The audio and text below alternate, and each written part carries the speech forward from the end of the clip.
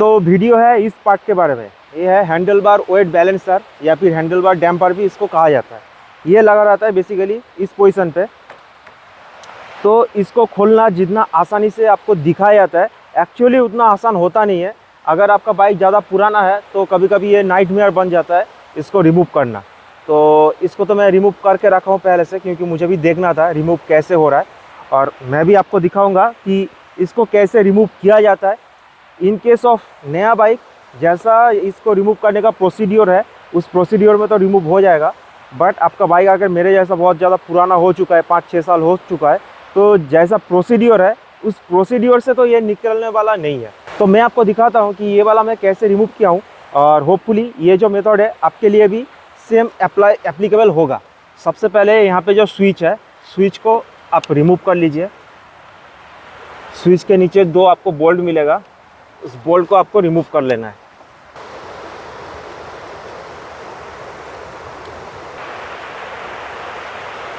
और ये हमारा जो स्विच है, स्विच इस तरह से रिमूव हो जाता है। और यहाँ पे आप एक होल देख पा रहे हैं। तो जो प्रोसीड्योर है वो ये बताता है कि इस तरह का कोई एक एलन की या फिर कुछ भी एक मेटल चीज़ है आपको यहाँ पे घुसा देना है, घुसा के अंदर फंसाना है, और उसके बाद इस साइड में आप स्क्रू ड्राइवर लगा के इसको घुमाइए। तो इससे होगा क्या, ये मैं आपको यहाँ से दिखा देता हूँ। तो देखिए इसका मेकानिज़म कुछ ऐसा रहता है। ये हैंडल बार एंड मिरर है, यहाँ पे ऐसे फिट होता है। तो इसका फिट होने का जो प्रोसीड्योर है, मेकानिज़म है, और ये जो डैम्पर है इसका यहाँ पे फिट होने का जो मेकानिज़म है, दोनों सेम है। तो आप देख लीजिए ये कैसे फिट होता है। तो एक्चुअली होता क्या है, ये जो बोल्ट है, इस बोल्ट को आप जब घुमाएंगे और यहाँ पे एक नाट लगा है, ये नाट धीरे धीरे टाइट होता जाएगा। और ये जो रबर आप देख पा रहे हैं, ये जो ब्लैक वाला पोर्शन है, एक तरह का रबर है। तो क्या होगा, जितना आप टाइट करते जाएंगे नाट उतना इस रबर को प्रेस करता जाएगा। प्रेस होते होते रबर अंदर की तरफ फूलता जाएगा। तो इस हैंडल की तरफ ये जब रबर फूल जाएगा तब ये अंदर लॉक हो जाता है। तो कुछ ऐसा ही मेकानिज़म इस डैम्पर के लिए भी है। तो प्रॉब्लम यही है कि ओवर द टाइम, मैं मान के भी अगर चलता हूँ कि आपने ज़िंदगी में बाइक धोए नहीं हो, कभी भी आपके बाइक बारिश में भीगे नहीं है, फिर भी हमारा जो एटमॉस्फेयर का एयर है यहाँ पे मॉइस्चर रहता है, और वो मॉइस्चर अंदर घुस के अंदर धीरे धीरे रास्ट पड़ जाता है। और उस रास्ट के चलते अंदर का जो बोल्ट है, आई मीन जो नाट है, वो इतना टाइट हो जाता है कि उसको खोलना नेक्स्ट टू इम्पॉसिबल हो जाता है। तो नॉर्मल जैसा प्रोसीड्योर है उस प्रोसीड्योर से ये खुलने वाला तो नहीं है। जैसे कि मैं भी यहाँ पे बहुत ट्राई किया हूँ, यहाँ पे एक मेटल जो स्टिक है उसको फंसा के मैं बहुत घुमाने का कोशिश किया, पर ये फॉल्स ऐसे ही घूम रहा है, खुल नहीं रहा है, क्योंकि अंदर पूरा जैम हो चुका है। तो इस सिचुएशन में आप इसको कैसे खोलेंगे, उसका रास्ता यही है कि आपको सिंपल WD-40 का इस्तेमाल करना होगा। ये जो होल है, होल के अंदर थोड़ा WD-40 मार दीजिए ताकि जो रास्ट है थोड़ा लूज हो जाए। उसके बाद स्क्रू ड्राइवर लीजिए और धीरे धीरे इसको ठोकते रहिए। इन केस आपको ये जो बार एंड, आई मीन ये जो डैम्पर है, ये आपको फ्यूचर में यूज़ नहीं करना है, तो आप थोड़ा रफली इसको यूज़ कर सकते हैं। मतलब रफली आप इसको ठोक के बाहर निकाल सकते हैं। और अगर आपको सेकेंड टाइम यूज़ करना है तो थोड़ा आपको आराम से निकालना पड़ेगा, वरना आप ज़्यादा इसको ठोक देंगे तो ये इस तरह से बेंड भी हो सकता है। तो इस बात का आपको ध्यान रखना है।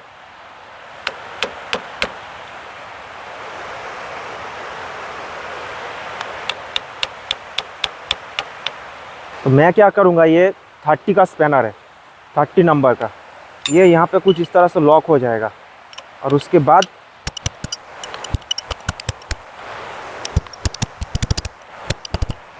ठोकने के लिए मेरा हैमर भी छोटा पड़ गया, तो मैं पत्थर से अब इसको ठोकने वाला हूँ।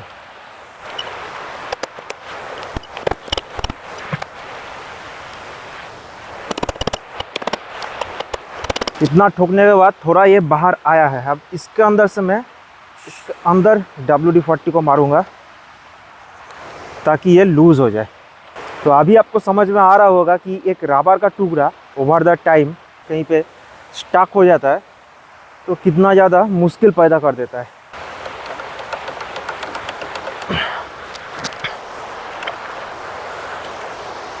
ओह, थक गया रे।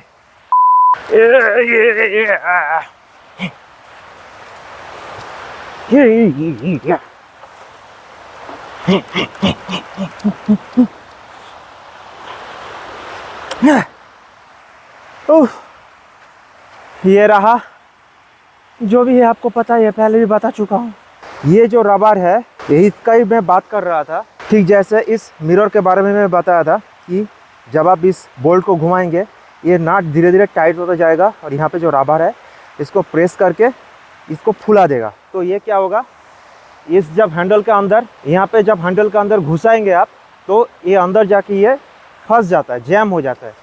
तो सेम इसका भी फंडा यही है, जब आप इस डैम्पर को अंदर घुसा के इसको टाइट देता है बोल्ट को, तो ये नाट धीरे धीरे घूम घूम के इसको फुला देता है, तो ये अंदर जाके फंस जाता है। बट ओवर द टाइम क्या होगा, अंदर रास्ट पड़ जाता है, ये एक ही पोजीशन में 5-6 साल रहेगा तो ये भी जैम हो जाता है। तो आप यहाँ से कुछ भी घुसा के इसको फंसा के फिर आप इसको घुमाएंगे बोल्ट को, मतलब जैसा प्रोसेस या फिर जैसा प्रोसीड्योर बताया जाता है वो पॉसिबल होता नहीं है, क्योंकि इतना ज़्यादा वो जैम हो जाता है। दुख की बात ये है कि मैक्सिमम जितना भी बाइक है सबका हैंडल बार का जो डैम्पर है उसका लगाने का प्रोसीड्योर ऐसा ही है।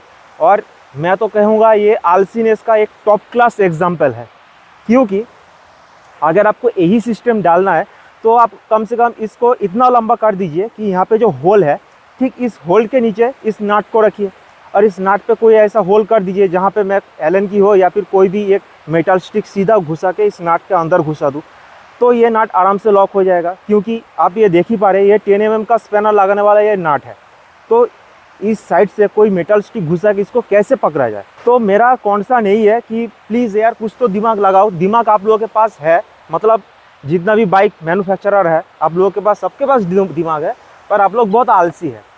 थोड़ा इसको मॉडिफाई करेंगे तो हम लोग को इतना भुगतना नहीं पड़ेगा इसको रिमूव करने के चक्कर में।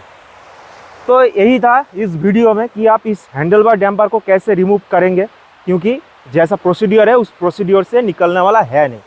और दूसरी बात यही है, आपको अगर इसको सेकेंड टाइम यूज़ करना है तो आप इसको बहुत प्यार से आपको निकालना पड़ेगा। जैसे ये मेरा थोड़ा बेंड हो चुका है, सी टेढ़ा मेरा घूम रहा है, मतलब ये टेढ़ा हो चुका है। तो मुझे ये सेकेंड टाइम यूज़ नहीं करना है, क्योंकि मुझे ये बार एंड मिरर इसमें इंस्टॉल करना है।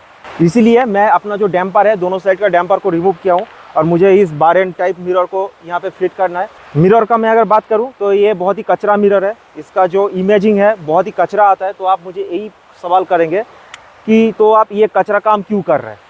तो इसका रीज़न यही है कि यहाँ पे मैं ब्रेक इंस्टॉल करने वाला हूँ, मास्टर सिलेंडर और यहाँ पे क्लच लीवर।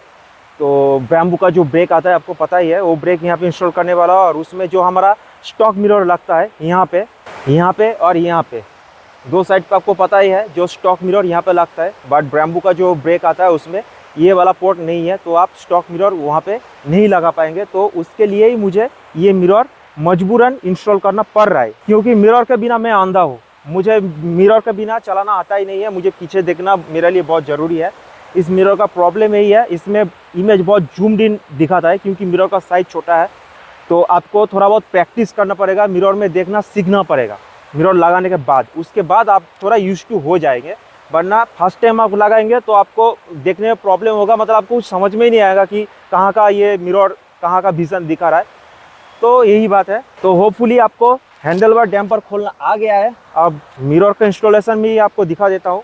इसमें ज़्यादा कोई माथापेची है नहीं, प्रोसेस बहुत ही ईजी है, मैं आपको पहले ही बता चुका हूँ। यहाँ का बोल्ट आप टाइट करेंगे तो ये जो नाट है ये धीरे धीरे टाइट होता जाएगा और यहाँ का जो रबर है ये फूल जाएगा और हैंडल के अंदर ये फंस जाएगा।